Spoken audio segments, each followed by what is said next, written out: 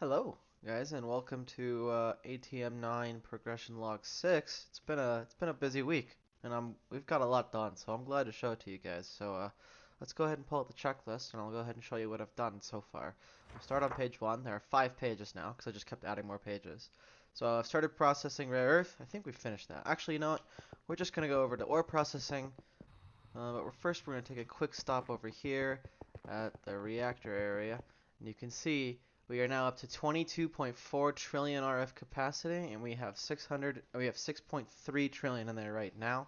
The base eats like 360 to 70 odd thousand RF per tick, so we're definitely getting up there in terms of like overhead. But we still have more than twice that, and that's because we have 6 large advanced miners running right now. We are flat out of tungsten, and I will show you why in a minute. However, I do want to show Petrochem over here. It's been through some significant changes. I think the last time we only had the last time you guys saw this place we had 2 LCRs here, and that was it. There's 8 in this block, and there's 4 more over here. I did so much Petrochem. I actually took a 2-day break. I got so sick of Petrochem, and that was like the next big progression thing. I just didn't want to do it, so I just logged off for like 2 days and went to. It took me 2 hours, but I finally remodded Stellaris after a while, so I did that for like 2 days. That was fun. But now I'm back here. Back to the Greg, you know? So we are making acetic acid here and here as well. We're using byproducts from various processing things. I forget what these ones do. Oh, this one's polyvinyl acetate. This is polyvinyl butyriol. We needed that for IV mixers for laminated glass specifically. Yeah, there's been a lot of stuff. So we're gonna go up here and show the EBF district. We've added a bunch more. We actually went through both nichrome coils and RTM alloy coils over the week. These are nichrome coils. We have 2 blocks of these set up, and then this is RTM alloy coils. And we only have 3 EBFs of RTM alloy coils, which is fine because we don't really have that many things that need to be cooked with RTM in the EBF. Most of it goes for the alloy blast smelter, which I'll show in a minute after I show over here. We have advanced gas collectors here. Wait, did I actually? Or was that last week? Yeah, so this was this week. Okay. So advanced gas collectors are here. These things just take in air. We have another vacuum freezer over here, and this just feeds it air, and we get out liquid air. And then there's a distillation tower over here. It's one of these things. Oh, it's actually one of these ones over here. I think it's this one. Yeah, it's this one. So this one just distills liquid air into a bunch of very useful things. Uh, so nitrogen gas, which was important because we did phosphorus doped fuels, and that requires nitrogen gas. Oxygen gas, carbon dioxide, meh. Helium and argon are very nice because they're both used in EBF recipes or even in ABS, so the alloy blast smelter recipes, to make them quicker. Because sometimes it'll cut down like the time, not quite by half, but by like maybe a third or so. It's a significant time increase, so that's nice. We actually will hit, we have IV machines now in some locations, not all of them. Not wire mills. It's extruders here are elite now. That was expensive. The mixers are EV over here. I know there's at least another set of IV machines, but maybe not. I've been building a lot of IV machines elsewhere, so I might have gotten confused. Here's the alloy blast smelter, and this allows us to make the different alloys required for the various ore processing multi-blocks. Like the large chemical bath, for instance, this requires watertight steel, and watertight steel is made in a hold on. Watertight steel is made in a vacuum freezer mainly. This is like a recipe if you ground it down to dust and then resmelted it. The way you actually do it is you make molten watertight steel in an alloy blast smelter and then cool it. See, look, you need RTM alloy coils for this and an EV. So we take that, the molten stuff, and it just gets dumped into here. We have an input bus with just a casting mold, and it makes the various alloys that we need. This took so long to set up. It took me like 3 days to get just the alloy blast smelter. There was just so much stuff we had to process. Unfortunately, so we actually do have, drum roll please, and we do have some of the ore processing multi-blocks. And I know I did say I was going to do a rebuild, and that's on the card for today, or at least the upcoming week. because these things are actually a lot slower than I thought they would be. Mainly it's because you can only put one parallel control hatch in the multi-block, so we can be doing 4 recipes at IV at a time. And that's still like it's pretty fast, but it's not as fast as the amount of ore washers that I removed. There's a asterisk on that though. It's not as fast yet because there's 2 ways to upgrade these multi-blocks. You can overclock them with better energy hatches, which is something I would like to do. IV energy hatches are also on the card for the upcoming week. And if we get that, we can then, we'll increase the speed. Like, for example, we'll do crushed aluminum in an ore washer at, here we're doing the distilled water recipe. Yeah, distilled water recipe. And if at IV, it's 0.6 seconds for one. And at LUV, it's 0.3 seconds. So, it'll be significantly faster. And energy costs, who cares? We can just throw down more nitro reactors. I literally have 2 in the computer that I haven't put down. So we have the large centrifugal unit, we have the watertight casing. We don't have the macerator yet because we are actually flat out of tungsten. The crushing wheels require tungsten. We need 18 of these for the multi-block, and you can see we only have 1 ingot left. And I have all 6 large advanced miners. They're I think like 3 of them or so are on some form of tungstate vein, but they have to go through a lot, and they're not that fast, so it's a little bit rough. I'm hoping we can get access to tungsten soon. I've been kind of just checking on this to make sure that look, we do have tungsten.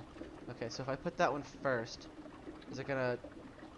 Okay, I'll have to sort that out so it processes tungsten first instead of aluminum. Now that we finally hit the ore, it must because Sairai on last night, on right now. Because last night we didn't have it, so it must have hit it just recently. We also do have LCRs here now, as well. You might have noticed these things. We have 5 here.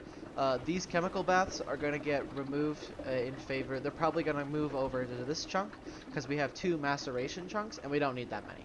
I had 2 because this one was to process like the silk touched ore or raw ore to the crushed variant, and then over here this turned the refined stuff back into the dust. And because the large advanced miners or just the miners in general give us the crushed versions, we don't need both anymore. So we're gonna consolidate into a single chunk for that. And then the extra, when we need to do chemical bath, because we do use chemical baths for some stuff. Because this is ore washing mode, this can be both chemical bath and ore washer. So this is the ore washer chunk, and then this will be the chemical bath chunk, and this will be the LCR chunk. This does flatline, well, part of flatline. You need iridium for stuff. You need iridium and ruthenium. Our RTM alloy requires, RTM alloy dust requires, some ruthenium, and ruthenium is an absolute pain in the ass to get. And this is why why we had to process rare earth. No, we had to process rare earth for something else. Sorry, we had to process some very specific types of. So you get ruthenium tetroxide dust. You get this from inert metal mixture. Inert metal mixture comes from platinum sludge group. It produces a bunch of these things. Rarest metal produces iridium. A lot of these things produce like gold, and platinum, and palladium. You also get rhodium from inert metal mixture, and we have that, but I haven't like processed that at all because I don't really need it at the moment. Yeah, we've got 827 buckets of it. You can recycle it back for, basically to get sulfuric acid. It requires, but it's kind of like whatever. But I'm glad I waited to process rare earth because I had to process it in the elite centrifuge because so rare earth is a chance output of stuff, and it's rare earth. See, it's 25% chance, but the higher tier machine you process it in, the better chance you have of getting stuff. So the fact that we waited all the way up to IV meant we got the most that we ever actually could, because getting to LUV does require some of these things, some of these elements, because RTM alloy.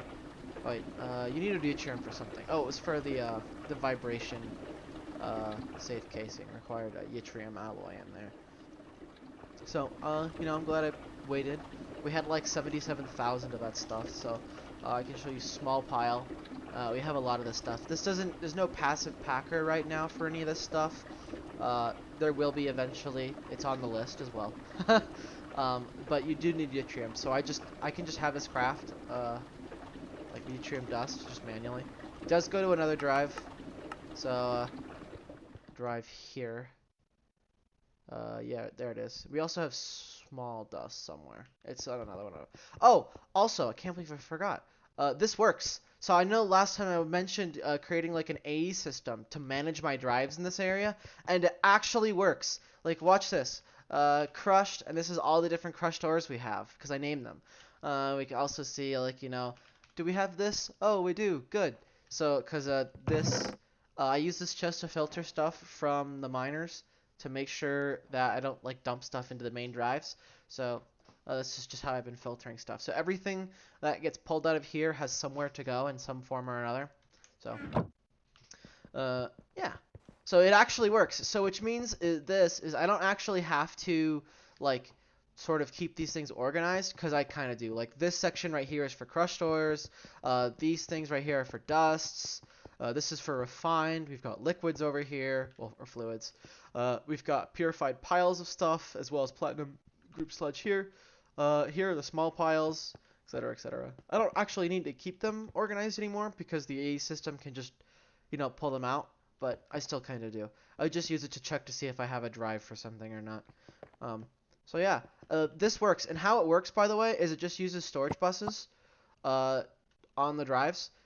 They're not insert or extract only, they're bidirectional in order to make sure that you can actually see them. Because if it's insert only, to like say you want to prevent me from pulling out of those drives, it won't see them. That's how Applied Energistics works. It doesn't see things that are on insert only. So yeah, it worked. It actually wasn't too bad either. Here's all the wiring. The wiring is a little bit of a mess from up above, but it works, and you can't see it from down there, which is what matters. Let's see, what else do we have? Oh yeah, we can go ahead and talk about the clean room now, I guess, because we have made some absolutely massive progress when it comes to circuits. We're finally using the clean room here.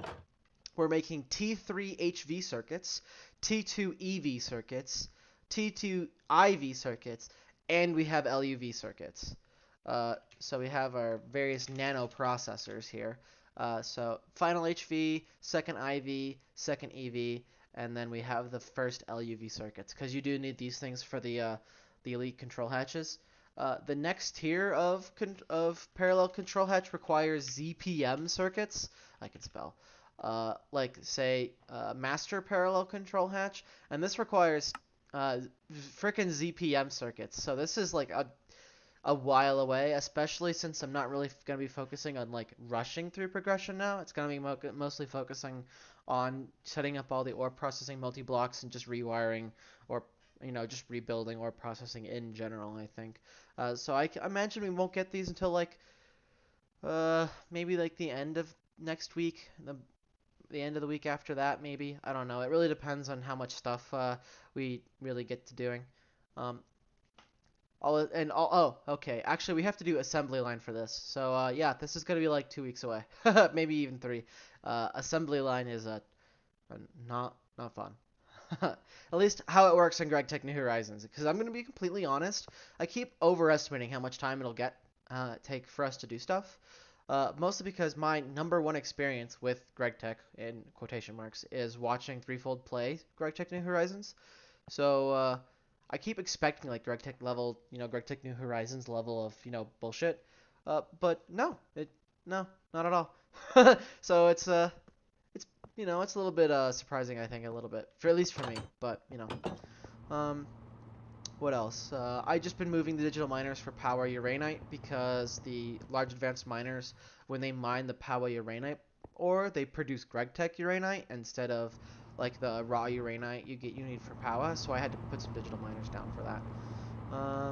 Yes, we are making better bowls and the better chips. We're using, as you guys saw in here, we're using the clean room engraver recipes instead. Also, I pulled a bunch of we have a bunch of lenses out now that we're not using anymore, that we were using before. Like System on Chips, for example, SOCs.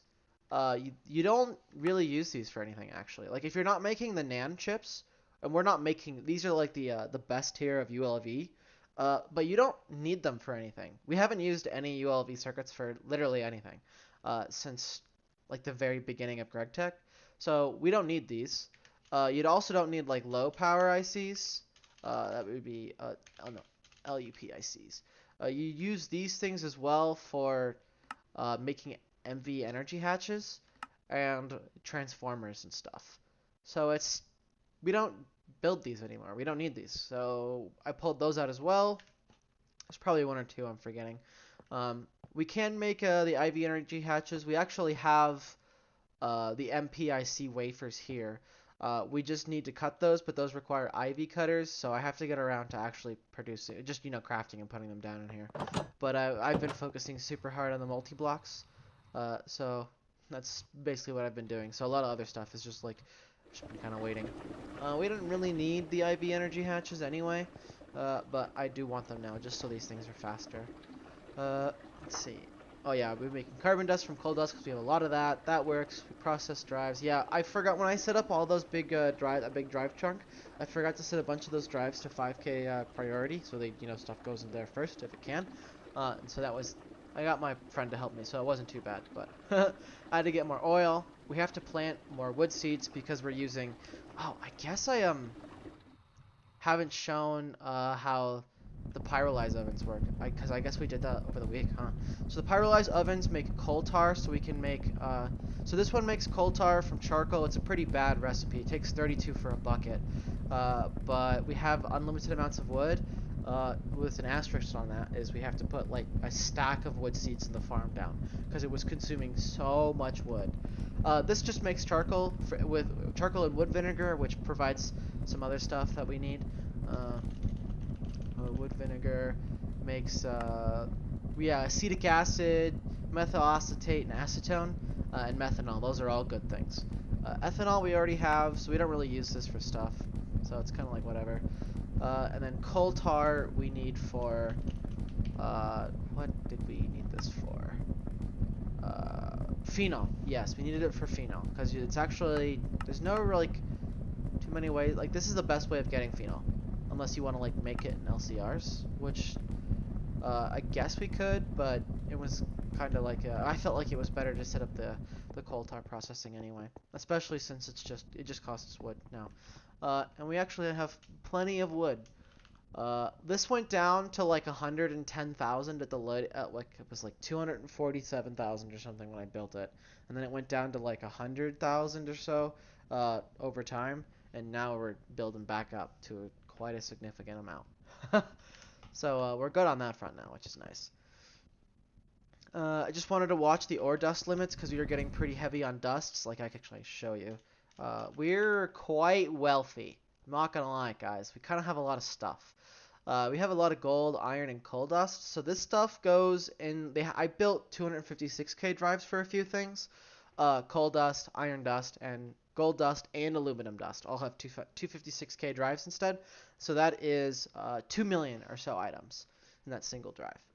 And then anything beyond that will just smelt, I think. I hope. We'll figure out what to do with it later. We've already done watertight steel. I moved the larger advanced miners like 2 or 3 times. We need more flatline ores. Yeah, I turned off the circuits at one point because the boards were slow. It's just let the buffer build up, and that was fine. I did replace the extruders with IV ones. We set up the blast smelter, and I had to move the lambs again last night. That wasn't too bad. I do have to set up IV assemblers for the next tier of its large elite miners, but we don't really need those at the moment. So I'll wait for that. I do need to rebuild ore processing, and like I said, that's like on the cards for today. I do need to increase zinc slurry production or like processing, because look at this. We have a lot. Like a lot, because you get the raw zinc ore from the large advanced miners. There's no GregTech version of that, so they pull up mechanism osmium and raw zinc, like all the ores version. So that goes to the mechanism ore processing actually. So that actually is useful now, specifically for just 2 things. But so I have to upgrade that, but it's not been a problem because we don't really use too much zinc. So it's I've just been it's something I have to do at some point, but there's, again, there's just so much to do. Yeah, so that's all 5 pages, so I'm just going to go ahead and we're going to clear everything. There we go. Okay. So, I think that's probably about it. I know, Yeah, that's about it. Like I said, I have a lot of work to do today. I have a lot of work to do every day on this. uh, just been like lots of AFKing as well, just trying to get stuff to process. I'm really hoping after I rebuild all this stuff and rebuild the ore processing to be a little bit better, that it will, uh, be faster. And I'm gonna stack the hell out of these things. These things are gonna go up pretty high. I can fit 4 of these things in a chunk, and I can fit just 2 of these things. Uh, there's not enough room, so I'll probably move the other one back so they're centered a little bit more, because there's not enough room to fit a third in here, unfortunately, because they're 5 by 5 wide. So if I wanted to fit, maybe you could like wall share, but then you wouldn't have the border here, so it'd be right up. I don't know. Um, I'll have to figure out how I want to do it. I could probably pack 3 in here, but it would look a little weird, but I might just have to accept that in order to get more processing done. Like I said, we have a monstrous amount of ore. We have so much we have to process of all different types. We have some processing, fortunately, but not as much as I would like. Like for it's you know it will be better eventually. I promise, guys. It will be better. It just takes some time. um, all right, yeah, that's about it for this week, I think. Thanks for watching, guys, and I'll go ahead and see you all next week.